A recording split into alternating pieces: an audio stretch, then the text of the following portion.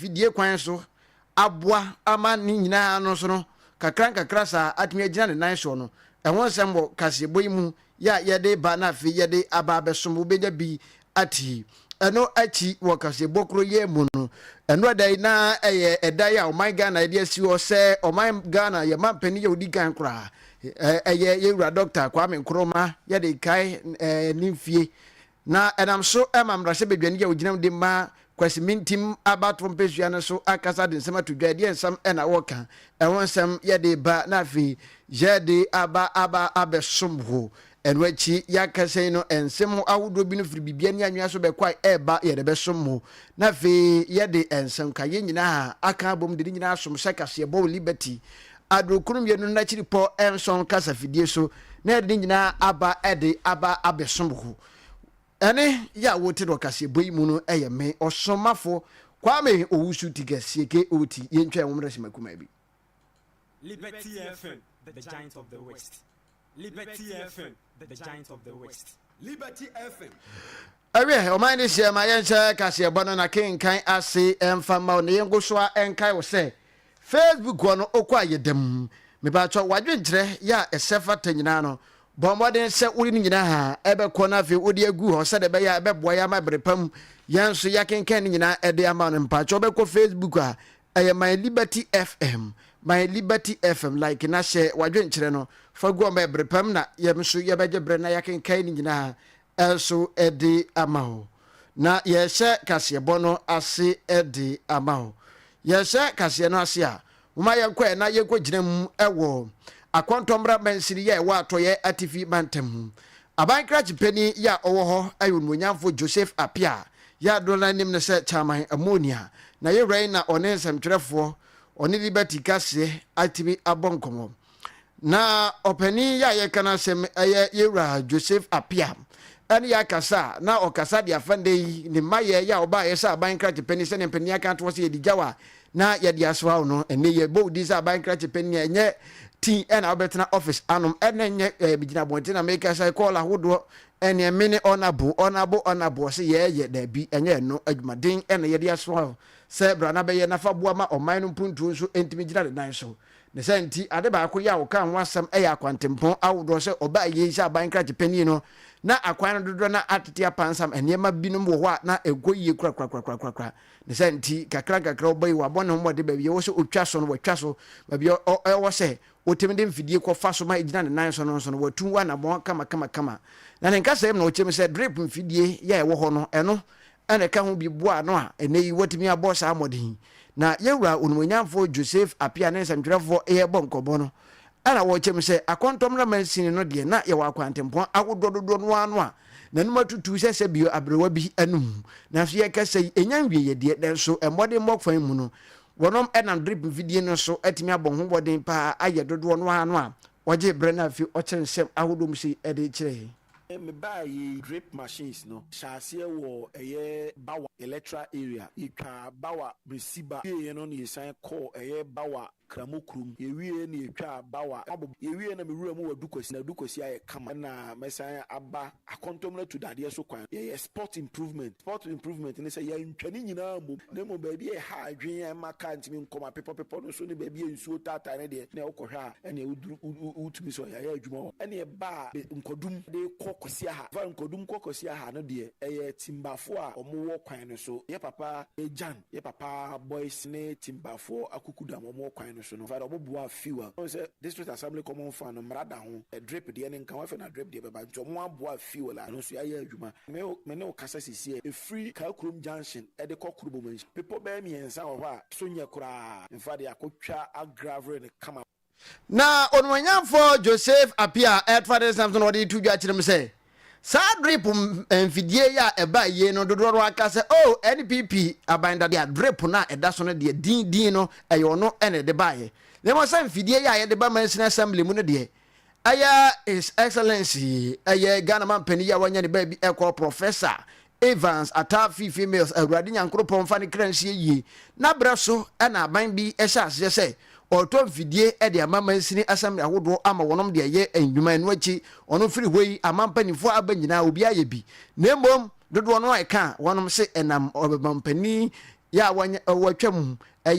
yewra na na adodan kwa kufu ado so na drip mfidie bai wo se enye nokore edin drip na eda so no de ono na de bai na ye kan mfidie ne de a enye ono na o hya ase e de bai and also sisters assembly sikani ho ade wo kwan aye fast in fact anu ya sign agreement aye j plant pool assign agreement on service machines but once aye service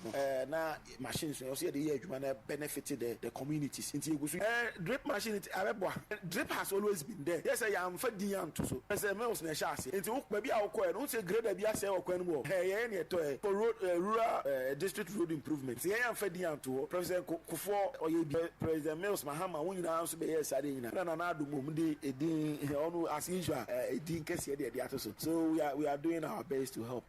na ne krakra mu na wo yewraye ne nsemu no ode na ni chem ewa hunidie ene ho nsensem mu kirem sende na oba ya de ba ko ye si na ni so pa nso ba ko ne so beboa ma hunidie mapa atimi afa ne ntampa ade afira ewo safia kwantomra mansin ne mu akasa ye kra chim anrade anama wodo ya wono matu na border bi ya emne adehye bi ne mo enzawra ne mpatamu na miaye ba bi kura no kirem se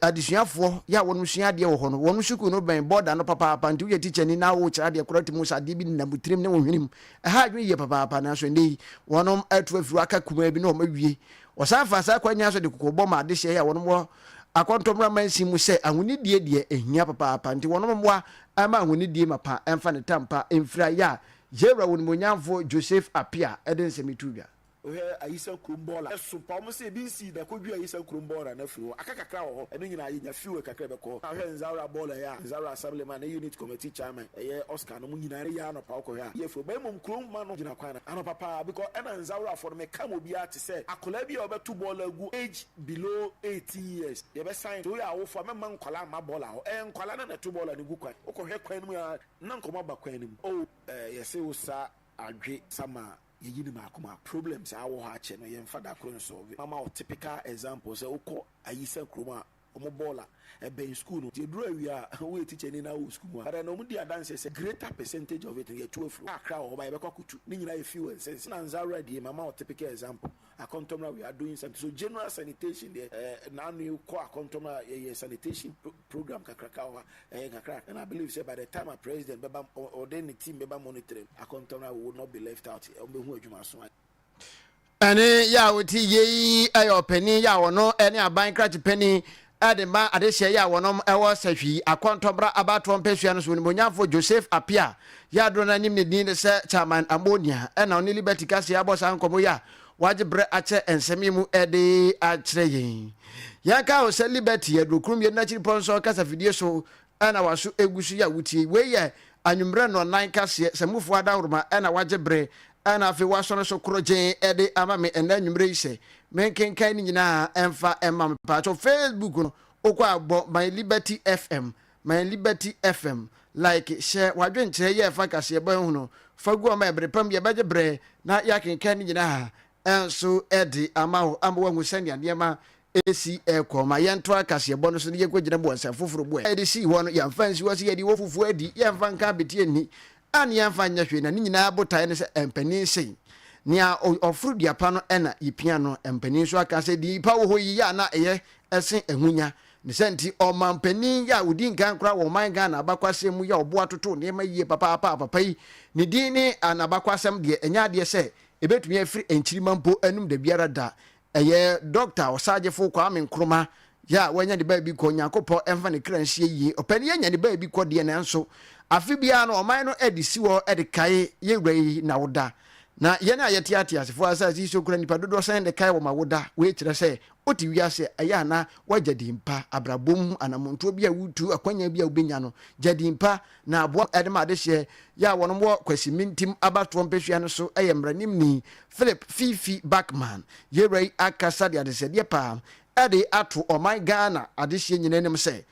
afi bia ye hye fa Adeakyia yewura ya wanya de ba bi ko osagefo doctor kwa mekroma na woda no ema ya nyene se afahye kekebronya na aba ne die ene Easter na aba sala salamu alaikum barka de sala na adabi enye no nemum ye di na ye sesa afa no a yen kai ne mapapa ya na ewo owura ha ye friends doctor akwa ame nkuruma ya wanya de baby kuimu na fe oman no yensom ne mfa nya adwuma na de ye adwuma ebeboa ye papa ama oman no ne nkanko ne puntu enso edi abam. Or Founders Day, here in Ayajatum. No, for me, I don't think there or there, a normal ceremonial day, you celebrate Keke Nayako, but or the ideals of Nkrumaism, the principles, the vision are Nkruma or the Siwa de Maheno. You would to him, ya uphold, na ye page or ya shede, Obokodo, Hene, and Manimum. Into Saturday, number Nkrofu, the journey to Nkrofu, and you could see that Asante Regional Minister, Nobinum from Northern Region. Now obey. It shouldn't just be that but or the yetumna yehude ebenazina nkruma or stand for ebenazina nkruma or say ye bia obotumna waboa hen.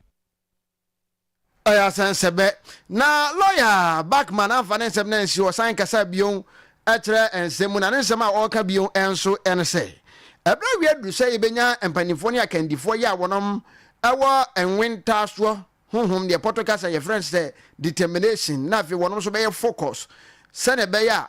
ni so adi hunu ya na ewo kanema pani ya wanya de baby ko yera osaje fo so atimi afa ne tampa afira na we na ohunu se ye ne sa ebeboa yie papa moma yentie ne nsem ya ode etu edwa ewo sa ekwan no eso.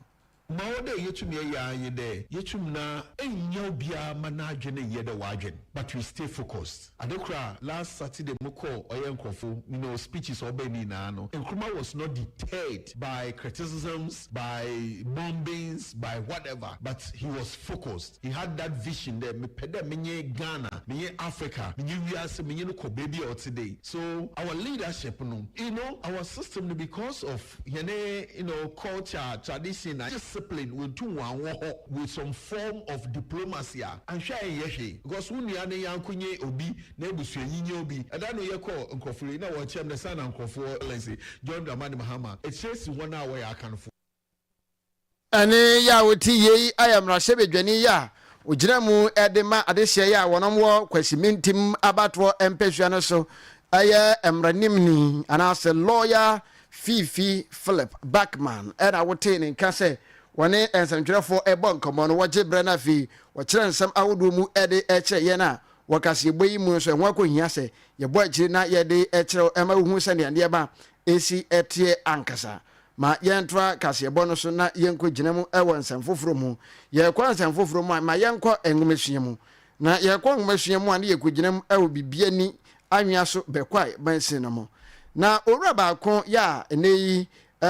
eba ne say junior high school education na wo kirade e ho e wo bibia ni anwea so be kwa men's podcast ye say bibia ni base junior high school teacher aye owura friend say Charles Obin ya do na friend say coke na say coke na akasa dia tudwan say coke na da ne so na nyese wa kwa ifuro bi ase ana akwa kope coke bia no na wanya no ne mom ne de ya de ode pre ye de ede e ma disuafo na no ana wo chim sende yi say ukọ suku agodo mu a omampani dada ya ne wotifie eje na home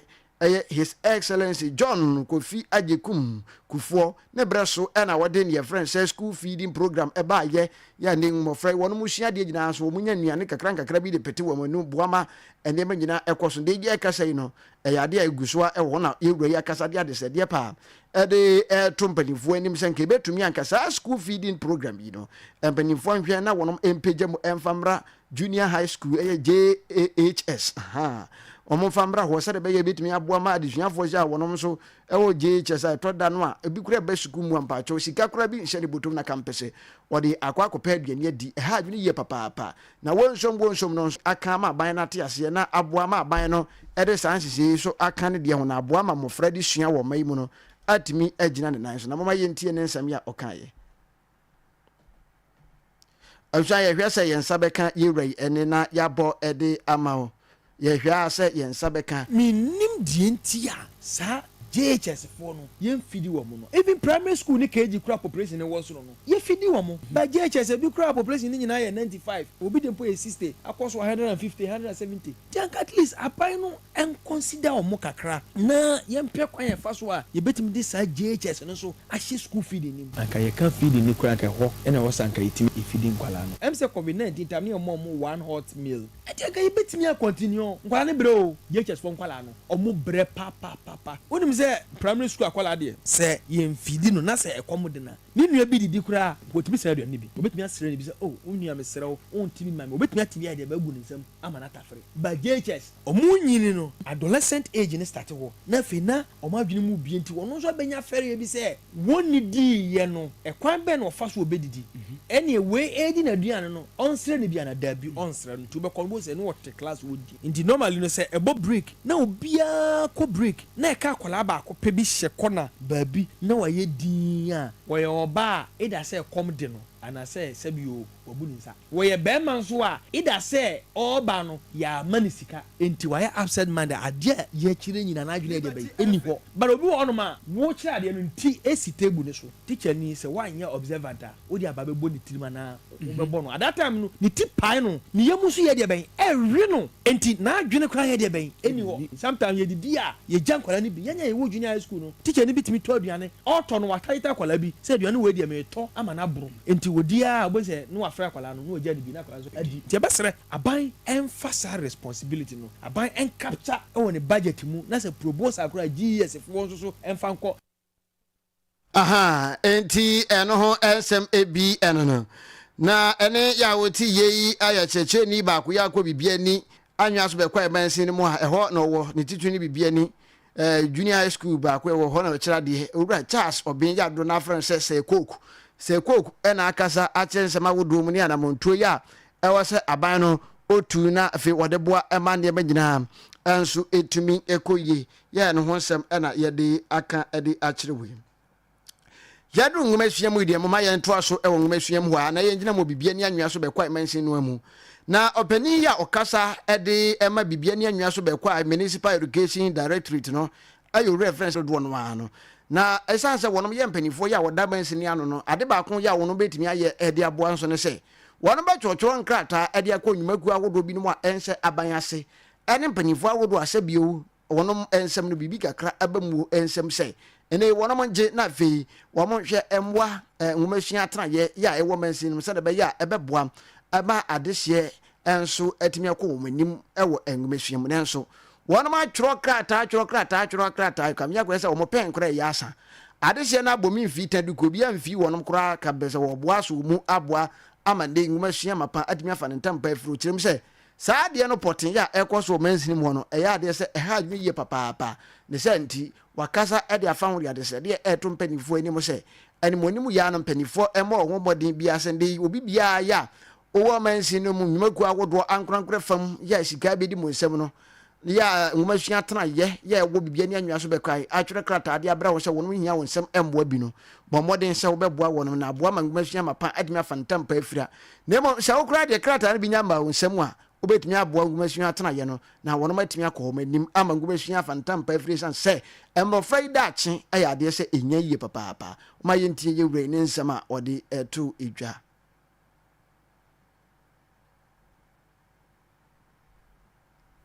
akwanya no ho saa so yetimi twetwe de kono die ene ye mana nakra na mmom se ne mmaye ne die ontime ye wono ahwe no nso ne kakra de bitimi aboa no na tese wode akom na mpempi no ya na ebi bade wom se bitimi che na so dodo na no eya na emma se de ye hwehwe no aha adwene ye papa ja eno ene nsem a owrai ache ma bibia ni anwa so be kwa mansin no ngumasuan atena ye ya ewo ho owura Sharif kwaku dia ena wote ni nka se ode ensem nyina no atu edwama ye nto akase no so na ye nko gina mu ya no ewo bibia ni anwa so be kwa mansin no emu ato ya TV mantam wi mu ena ne wonom to ayire ye yi wa ye na ye ma wo so ene ye se oh ɛno na na ɛkwasi da ɛna de adwuma da ɛna de obi ankɔ na adwuma mu obi ankɔ afom kɔ yɛ adwuma na de na abai ne moto a kwai mansi mu yɛ round nyafo bright as amoabrefo ɛne aban krakye pani ya wɔn mo mansi mu sende wɔn mo boa danda nyina so yase ɛde na aba ɛna de na wɔn ma yɛ ɛde ama mu na wɔkyim sɛ bɛsa abosom miɛnsa ni ɛna transformer ya ɛno ɛde anyinam kanea ɛde ma ade hyɛ ya wɔn mo hyɛ hwiwanti ɛyɛ ade sɛ ɛsɛyɛ na ɛsɛyɛ no wɔn ma da sumu a bɛsa abosom miɛnsa ɛna wɔn kra hyɛ bedwani anim nɔkorɛ wɔn kɔ yei no ɛde kɔto yɛ room nyafo bright as amoabrefo anim na nkakra nkron ne nua kan onti ɛsɛ wɔn aboa ma ne yɛ kɛsɛ no wɔn sa aka transformer